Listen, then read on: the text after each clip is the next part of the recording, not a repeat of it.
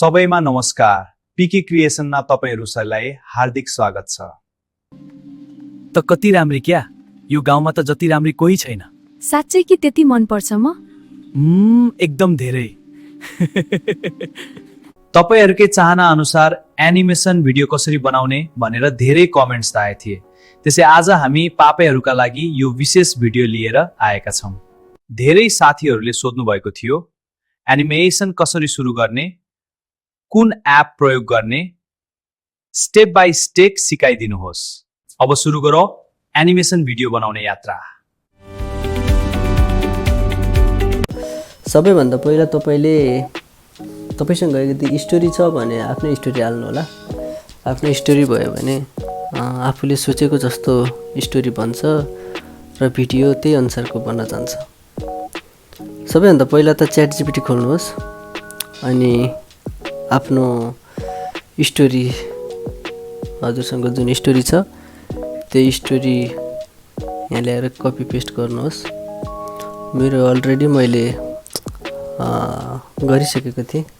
मैले एउटा स्टोरी लेखिसकेको छु। मैले यहाँ एउटा प्रम्प्ट पेस्ट गर्दैछु।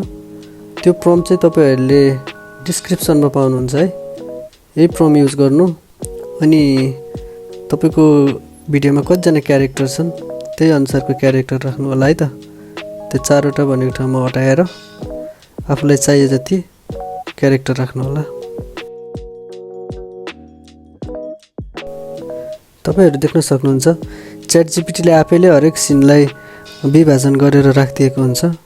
भिजुअल एक्सन अनि डायलगहरु, भोइस ओभरहरु सबै उसैले दिन्छ।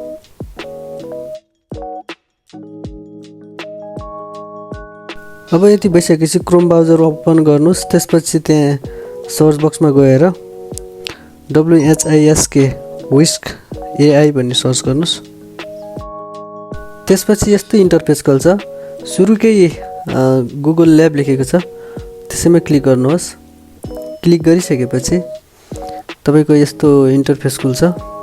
खुलिसकेपछि आफ्नो गुगल अकाउन्टबाट लगइन गर्नुहोस्। लगइन गरिसकेपछि यस्तो इन्टरफेस खुल्छ। त्यसपछि इन्टर द टुल भन्नेमा क्लिक गर्नुहोस्। यहाँ गइसकेपछि चाहिँ यहाँ केही अप्सनहरु देखाउँछ। एड इमेज र त्यसको साइडमा 2-3वटा छुट्टै छ। एड इमेज भनेको ठाउँमा चाहिँ तपाईको आफ्नो क्यारेक्टरहरुको डिटेल्सहरु राखेर त्यहाँ हामीले इमेज जेनेरेट गर्नुपर्छ। त्यसको लागि चाहिँ मैले एउटा मेरो क्यारेक्टरको डिटेल्स हाल्न जाँदैछु। तपाईहरु पनि आफ्नो क्यारेक्टरको डिटेल्स कसरी हाल्ने भनेर सोच्दै हुनुहुन्छ भने च्याट जिपिटीलाई भन्नुस् मेरो क्यारेक्टरको डिटेल्स पनि लेखेर पठाइदेऊ भनेपछि उसले लेखेर पठाइदिन्छ। मैले यहाँ पेस्ट गरिसकेको छु। अब हेर्न सक्नुहुन्छ उसले 5-7 सेकेन्डमै मेरो क्यारेक्टर बनाइदिन्छ। मेरो क्यारेक्टर चाहिँ रेडी भइसकेको छ। अब मेरो अर्को क्यारेक्टर केटाको थियो। मैले केटाको क्यारेक्टर पनि हालिसकेको छु। यसरी नै तपाईहरुले पनि आफ्नो क्यारेक्टरहरुलाई त्यो सब्जेक्टमा राख्नु होला। राखिसकेपछि अब छेउको आइकनमा क्लिक गर्नु होला। त्यहाँ देखाएको कोडलाई लक गरिदिनुस्। लक गरेपछि क्यारेक्टरहरु एउटै रेशियोमा आउन थाल्छन्। अनि यो चाहिँ 9.16 राख्नु यदि छोटो भिडियो छ भने। यदि लामो भिडियो छ भने चाहिँ 16.9 राख्नु होला। अब मैले मेरो फर्स्ट सिनमा गएर मैले मेरो फर्स्ट प्रम्प्ट कपी गर्छु र मैले त्यहाँ ल्याएर पेस्ट गरिदिन्छु। यसरी पेस्ट गरिसकेपछि अब रन गर्न थाल्छ। केही छिनपछि यसले इमेज बनाइदिन्छ। मेरो इमेज रेडी पनि भइसक्यो। अब यो इमेज मेरो लागि ठिकै लाग्यो। अब मैले यसलाई सेभ गर्छु। तपाईहरुले यसरी नै सेभ गर्नु। आफुलाई मन परेको यसले 2टा इमेज जेनेरेट गर्छ।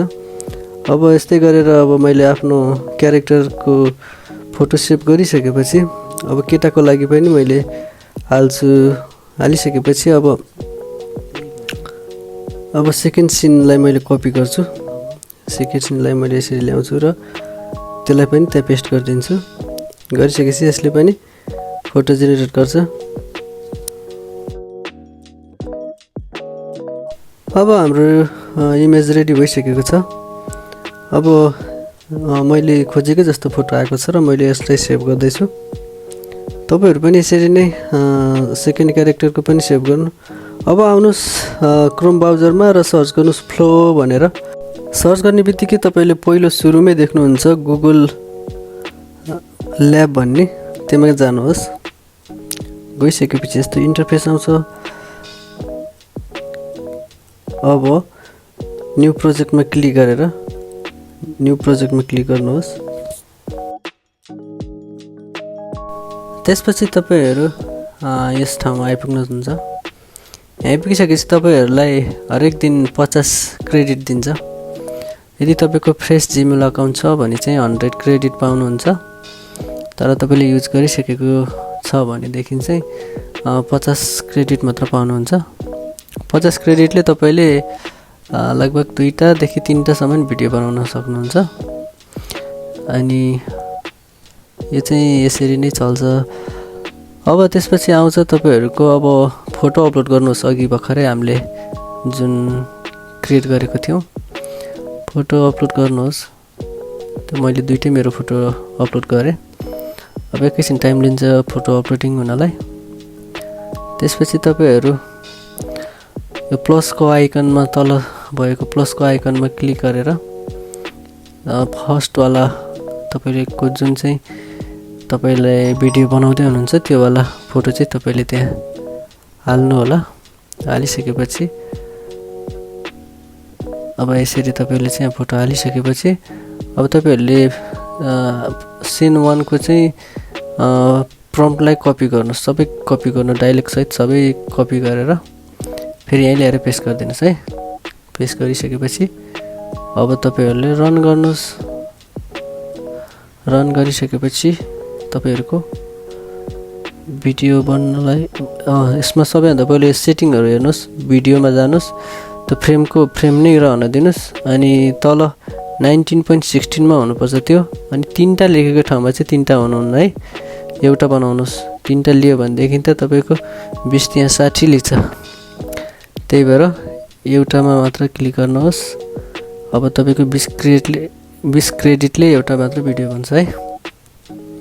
अब हाम्रो भिडियो बन्नलाई स्टार्ट हुँदैछ। अब यसले केही समय लिन्छ। अब हामीले अर्को त्यही बन्दै गर्छ, हामी अर्को भिडियो पनि बनाउँदै गरौँ। अब हामीले सेकेन्डवाला फोटोलाई पनि हालेर फेरि पहिलाकै जस्तै गरेर सिन 2 को पनि हामीले अब कपी गर्छौँ र त्यहाँ लगेर पेस्ट गर्छौँ। हामी एकैचोटि 2टै भिडियो बनाउँदैछौँ। ल हाम्रो फर्स्टवाला भिडियो रेडी भइसकेको छ। हेरौँ कस्तो भएको छ। हेलो रामजी, सुन्दै हुनुहुन्छ?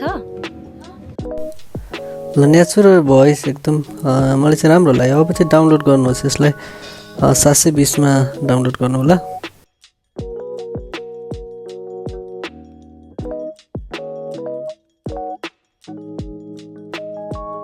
अब हाम्रो सेकेन्डवाला भिडियो पनि रेडी भइसकेको छ। हेरौँ कस्तो भएको छ।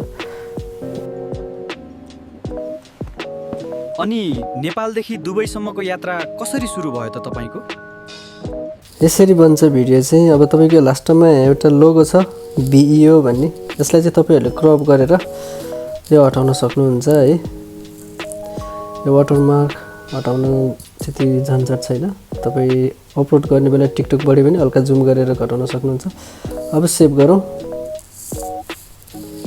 अब सबै सिनलाई यसरी नै गर्नु होला। सबै सिनलाई यसरी नै गरिसकेपछि तपाईँको एउटा स्टोरी रेडी हुन्छ। पालै पालो गरेर सबै यसरी गर्नु होला। यदि तपाईँहरूले केही कुराहरू बुझ्नु भएन भने कमेन्टमा भन्नु होला। म त्यसको लागि अर्को छुट्टै भिडियो बनाउँछु। र बाँकी साथीहरूले सबैजना मिलेर सब्सक्राइब गर्नु होला। जति पनि टिकटकबाट आएको साथीहरू छन् उनीहरूले कमेन्टबाट भन्नु होला म टिकटकबाट आएको भनेर।